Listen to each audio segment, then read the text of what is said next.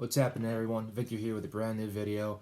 In this video, I'm going to talk about one of the most exciting fighters that the UFC has to offer, the most unorthodox fighters that the UFC has to offer, and the most interesting one coming out of Dagestan, Russia. Yes, he is a featherweight. He is the number 3 featherweight in the world with an 18-1 record. Zabit Magomedsharipov. Definitely the most exciting fighters that people love to see till this day. He's very tricky, he's very unorthodox, it's hard to crack the puzzle, but there are a couple of issues that we have with Zabit. There are a couple of unanswered questions. One of them is, when is he going to fight? Two, who is he going to fight? Three, are we going to see him in 2021? Since we didn't see him in 2020 at all, he didn't fight anybody in 2021, in 2020, and I believe that he isn't going to fight Yair Rodríguez. Obviously, a lot of people are holding out for that fight. That's the only reason why Zabit has been held up the majority of the time. Another unanswered question is that, will his next fight be a 5-round fight? Obviously, the majority of the fights that we've seen him fight so far have been 3-rounders, and it's been against a good amount of guys: Kyle Bosniak, Jeremy Stevens, Calvin Kattar, but in all 3 of those fights, he faded in the 3rd round, or towards the end of the 3rd round, as I should say. He has a cardio issue. We all know that. He was supposed to fight 5 rounds against Calvin Kattar because their main event got pushed up. Their co-main event got pushed up one when the main event that was supposed to fight ahead of him ended up getting pushed to another date. As a result, Super Agent Ali Abdelaziz, who is the manager for Zabit, ended up changing that main event from a 5-round to a 3-round main event. So that's basically how it all started and why we've been seeing 3-round main events right there. It kind of originated from that, even though they used to do 3-round main events all the way back in the day, but it's been such a long time since we've been doing 5-round main events for fight nights and for pay-per-views that we've been going that route. But it did change because of Zabit and his cardio issues. He tends to fade in the 3rd round. And the only person that's left in the UFC featherweight division who isn't booked at this point, because everybody in that whole entire division is basically booked and will be fighting very, very soon in the future, whether it's on Fight Island or back in Vegas or in Texas, or as Dana White's basically been saying lately, maybe in Asia. UFC is definitely looking into going into Asia. Obviously, they've been in Abu Dhabi. Asia's got vaccines being handed out left and right, so obviously Dana is looking into that market and how we can be able to get in there during this pandemic. Will this pandemic get in 2021? I have no idea. I don't think anyone has a single idea if it will or not, but it will definitely end in some continents other than others. But the fact is, Zabit should face the person that we've all been wanting him to face so far, someone that's called him out multiple times, and Zabit hasn't even said a single word. That's how scared Zabit is of this man, of this individual, of the zombie. Yes, the Korean zombie is currently unoccupied right now in the featherweight division, and I believe that those two should definitely fight each other next. And this video is basically not to talk about Zabit the whole entire time and how he's from Dagestan and how he's basically had a tough upbringing, which is basically translated into the UFC octagon. I'm here to talk about those two fighting each other, the potential, what could be, what could happen, and who could come out as the victor. Yes, the Korean zombie versus Zabit. That deserves to be a 5-round fight no matter what. It has to be the headliner of a UFC fight night, definitely in a couple months. Dana White's even said in a couple interviews that Zabit will be coming back the first quarter of 2021. So basically the first 3 months of this year.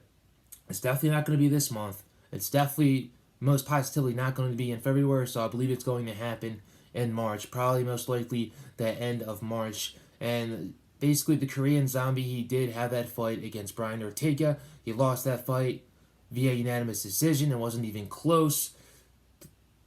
Brian Ortega basically won all 5 of those rounds. The Korean zombie was not present. When I say that, is that his spirit wasn't present. His willingness to go back and forth, just trade shots, to bite on the mouthpiece, and basically meet in the middle and just swing for the fences. It wasn't there. A lot of people noticed that as well, and we're hoping that Zombie makes a return against Zabit if that fight will happen. And if it does happen, like I said, it's probably going to happen by the end of March, because when you announce a fight camps need to happen. The majority of the fighters really don't like to take short notice fights because they'd like to have that 3-month camp. So if this fight does happen, who's going to have the advantage? who's going to have the disadvantages, who's going to have the upper hand in which aspects of the fight. Obviously, both of these guys are complete mixed martial artists. If I'm going to have to say a disadvantage, it's going to be the cardio, and that's going to be on the side of Zabit. Like I said, during those last 3 fights they had against Kyle Bosniak, against Jeremy Stevens, against Calvin Kattar, he faded in the third round. He was getting tagged in the third round by all 3 men. Obviously, if he has that issue against Korean Zombie in the 5-round fight, he's going to be screwed no matter what.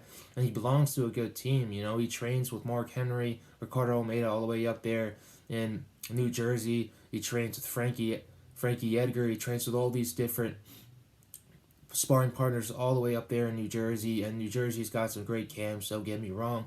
But the thing that they need to address is the cardio aspect, because if he is going to fight a 5-round fight, which he needs to do if he wants to fight for a championship, then he has to get the cardio up. Obviously, if it goes to the ground, the advantage I'm going to have to give it to is the Korean Zombie. The Korean Zombie, he always loves to stand and bang. He always loves to stand in the pocket, take shots, give them back. But he's really good on the ground. He's basically the second fighter in all the UFC history. He's the first one to pull off a twister submission in the UFC. I believe he pulled it off in the WEC, but obviously the UFC and WEC merged into one company, so it basically counts as a UFC submission. But he was the first one to pull it off, and it's extremely difficult to pull off a twister. Now I know Zabit, he did pull off a really nice knee bar against, I believe it was against Brian. I forget the guy's name. I think it was something Jenkins or whatever. Obviously, he was. Yeah, I don't believe he's in the UFC anymore because he did lose a good amount of fights before and after he fought Zabit. But obviously, Zabit did have a beautiful knee bar and he was able to submit someone off like that. But the Zombie is just, he's underrated when it comes to his ground game because a lot of us don't see his ground game when it does go down there. We just see him standing, bang, kickbox, whatever. Zabit, he's very good when it comes to the BJJ aspect as well. We can't underestimate the both of them, but I'm going to have to give that advantage over to the Korean Zombie. The boxing and the power, I'm going to have to give that to the Korean Zombie because he's laid some guys out. He laid Dennis Bermudez out. He laid Moicano out as well. I drew a blank right there because I'm trying to remember Moicano's first name, Renato Moicano. That's it right there, Renato Moicano. He dropped him. He dropped Frankie Edgar in the first round. And all these were in the first round. All these KOs were in the first round, mind you not. So basically, I'd have to give the power aspect over to the Korean Zombie. I haven't seen Zabit knock out anyone yet in the UFC. He's mostly been getting these wins off of submissions and unanimous decision wins. So obviously, I'd have to get the power aspect over to Korean Zombie. Creativity, I've got to give it to the Zabit. He's so creative inside the octagon. I've never seen someone so creative my whole entire life. He kind of reminds me of Anthony Pettis a lot because Anthony Pettis likes to do a lot of weird things, and so does Tony Ferguson as well. He likes to mix it up. He likes to be creative inside the cage. It's like he's an artist. It's like he's Picasso. He wants to create a masterpiece in there, which is why he does a lot of these fancy tricks. A lot of the times it doesn't really work for fighters, but for Zabit, it works out beautifully. Korean Zombie, he's just straight and down to the point. He's down to the nitty-gritty. He wants to go in there and finish you no matter what. So he doesn't do anything fancy because he doesn't want to leave any openings up for his opponents to grab when he gives it to them. No, he likes to give them zero opportunities. He likes to go in there straight, walk you down, and try to knock your head off. Zabit is not that much. He likes to walk you down. He likes to strike a lot, but he does it with a lot of creativity. He does it with the legs. He does it with his fists, his knees, his elbows, you name it. Zabit is a unparalleled animal. The guy is unpredictable, which is what I love. When it comes to, so we already did power, we already did creativity. The technical aspect of the game, you'd also have to give that to Zabit. He's very technical, he's very diverse, he's very elusive when he's inside of the octagon with a lot of the things that he does. So obviously you'd have to give that over to Zabit. Like I said, the Korean Zombie, he could be technical at times, but he can also be very, very sloppy the majority of the times when he's fighting inside the octagon. He obviously got very sloppy against Brian Ortega on a multitude of occasions. He got hit with that reverse elbow that hit flush against His chin, which rocked him for a little bit. I don't know how Brian Ortega wasn't able to finish him, but like I said, he's a zombie. It's extremely hard to finish him. Except if you're Yair Rodríguez, you got about 5 seconds left in the fight. You throw in an elbow from heaven that was given to you by the gods and end up knocking out the Korean Zombie that way. But other than that, it's extremely hard to knock out the Korean Zombie. I don't think that Zabit's going to do it. This is going to be a battle of attrition.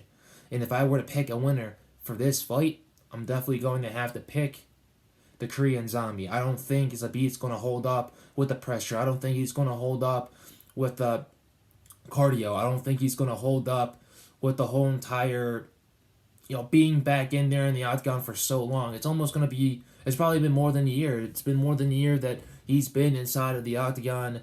He hasn't been in there since November of 2019. We're in January of 2021, for crying out loud. So, like I said, the Korean Zombie likes to stay active. I don't know if Zabit's been training the majority of this time that he's been away, but I'm going to have to give it to the Korean Zombie. Obviously, ring rust does come in as a factor the majority of the times when fighters haven't been inside the octagon for very large periods of time. Will Zabit have it? I have no idea. Will his cardio be in tip-top shape if these two fighters do come and meet inside the middle of the octagon in the near future? I have no idea. It depends on him, and it also depends on his team as well. But like I said, the Korean Zombie is no one to be messed with. Zabit is also no one to be messed with. But it's that cardio aspect. If Zabit, if his cardio is on point, if he doesn't have to worry about it, if he can do the full 5 rounds without breathing heavily, without gasping, without none of that,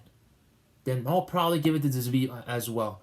But before this fight happens, I will do another video on this fight because it's going to be really, really intriguing. It's the fight that has to go down because Yair was slapped with an USADA suspension. Apparently, they've been trying to find this guy all the way back from Antarctica, all the way to Europe, Asia, you name it. They can't even find this guy. It's like trying to find Waldo, for crying out loud, inside of that stupid book. They can't find him anywhere, and because of that, they ended up suspending him for a number of months. So Zabit, if I were the UFC, and if I were really trying to make tickets with all these fans coming back, with the live gates coming back, you gotta make Zabit versus Korean Zombie. It's the only fight that makes sense. Make up a matchup in the top 6, in the top 10, whatever. But it's gotta be that fight. Everybody else is booked. Everybody else is busy. If you want business to be booming as usual, you'd make that fight. You'd make it for 5 rounds. No 3 rounds. If Ali Abdelaziz wants to say anything, you tell him to go screw himself. Alright? Tell him to go screw himself. We're making this a 5-round fight. We're making this a 5-round war. We're going at it. We're going to see who deserves a title shot if this does become a war. If this is going to be the 5-round fight that we all really want to see, that we've been waiting for. Because these two are basically right next to each other in the rankings. They're extremely close to one another. Brian T. City Ortega, if he were to face Zabit right now, Brian would destroy him, for crying out loud. That cardio wouldn't even hold up at all. But if he faces the Korean Zombie, he has an amazing camp, then Zabit will have a chance to beat the Korean Zombie. For right now, I'm giving it to the Korean Zombie. I will make another video out in the near future, but for now, I'm giving it to the Korean Zombie. If this fight goes down, I'll be a very, very happy man. A lot of fans will be happy out there, and the MMA universe will be happy, and the MMA gods will also be happy. And it'll be a wrap, to be honest. It'll be a wrap for the first quarter of 2021 if we ended out with that fight. But I appreciate you guys for watching this video. Like I said, I'm going to come out here with a lot of content this year. It's going to be very, very all over the place. But the majority of the content is going to be about MMA, where there's going to be Bellator, one championship, UFC, Professional Fighters League, you name it. I'm going to have all of it. Appreciate you guys for watching. God bless. Stay safe. Later.